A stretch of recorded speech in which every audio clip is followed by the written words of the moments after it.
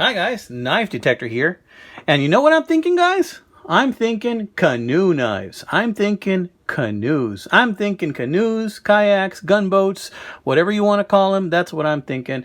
And apparently, so's my friend Jersey Knife Guy. Jersey Knife Guy, if you haven't checked out his channel, man, he is passionate about knives. He's got some beauties out there. And recently, he's been talking about canoes, which strikes me as a big surprise because, well, not really a surprise. It just kind of strikes me because, honestly, sometimes we think about the same stuff when it comes to knives. And it's almost like we're part of some collective thought pattern that just floats around invisibly and invades the minds of knife collectors everywhere, guys. Seriously, tell me if you're part of this collective thought pattern. Have you been thinking canoes? I don't know. I've been thinking canoes. So much so that I have a video coming out in December, mid-December, on a really cool Rough Rider gunboat pattern canoe. The gunboat pattern canoe is a much bigger canoe, guys. It's about 4.5 inches long. So I got that one coming out in December. I already did that video. It's scheduled. But let me show you this beauty. Look at this peanut butter looking beauty right here. Let's check this out. Then I'm going to tell you about it. This to me looks like it's from the 1980s or so, possibly 70s. And it is a Rodgers Wostenholm, and I'm probably mispronouncing that terribly. Rodgers Wostenholm, England. This is an England pocket knife, guys. It's made in England. And I think this is from the 70s or 80s. Now, you're going to see that the tolerances are not fantastic here. As far as, how close they are to the bolsters. But honestly, I think that over the course of, 50, 60 years, that there probably has been some shrinkage. Yes, shrinkage. But I'm talking about bone shrinkage in regards to this knife bone. The scales probably shrinking over the years. And I think that's what may have happened. But these scales are on there tight. But look at this beautiful peanut butter looking bone. I know that's not really a thing, calling it peanut butter. But to me, it just looks like if I spread some Jif's peanut butter, on a bread, creamy kind. That's what it kind of looks like to me.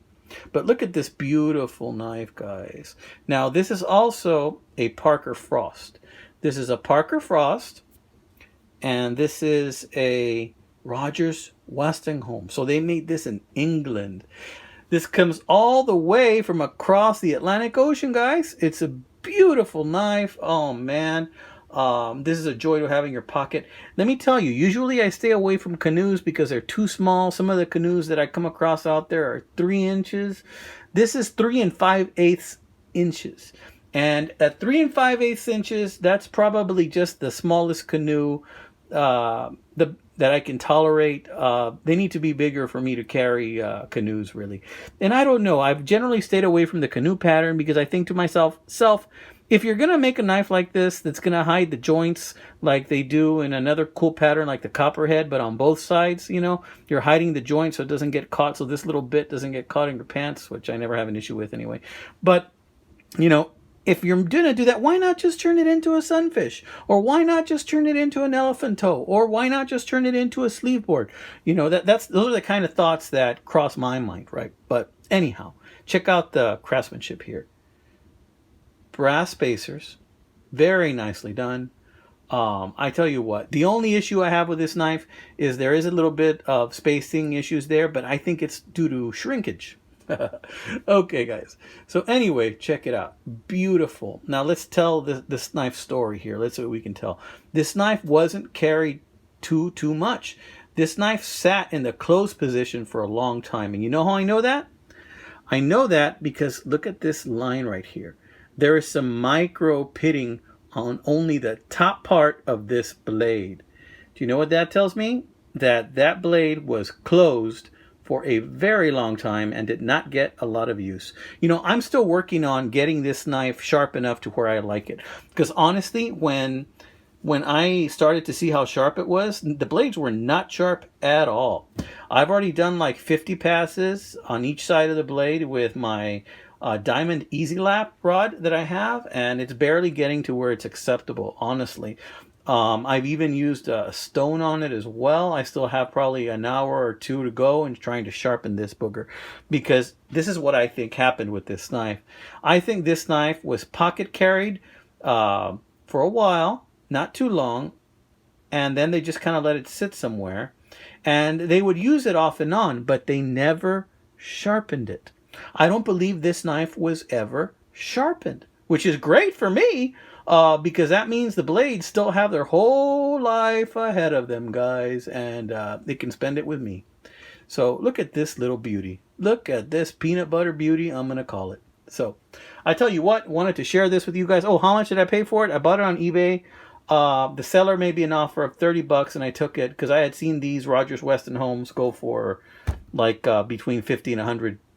You know, but I think what turned people off is the separation there from the bolsters and the bone. But it don't bother me much. This is going to be pocket carried by me, maybe in a small sheath. I don't know. To me, I just get a real kick out of having a knife made in England, because honestly, I don't have any knives made in England except for this one. And you know what? I am impressed. I can tell there is some major craftsmanship going on in this knife. It's a beautiful knife. So in any case, this is the Knife Detector signing off. And I wanted to go ahead and say thank you to all my subscribers. I hope you're not disappointed. Check out my other videos, guys. Guys, I have like 210 videos. Go back, dig. Please excuse some of the early ones that are like 3 years ago, because, you know, I was still learning how to take video and stuff. And I still only use my phone. I don't have any special software or anything. But my videos, I think, have improved quite a bit. So don't be so hard on me if you go back and look at some of my earlier stuff. Oh, and back in the day, I used to call myself the treasure detector, not the knife detector. But then it turned out most of the treasures I would find would be knives. So I ended up switching to the knife detector, because that's really what I looked for anyway. But in any case, this is the Knife Detector signing off. If you get a chance, check out Jersey Knife Guy's channel. He's got some beautiful knives, man. Does he have canoes? Jersey, I got some more canoes on the way. One's lost in the mail, and another one's headed over. But they're going to be some interesting ones. But I know you got some beauties. You know, I saw a recent video that you did. So y'all take care. God bless you, my friends. Keep your knives sharp, but keep your wits even sharper.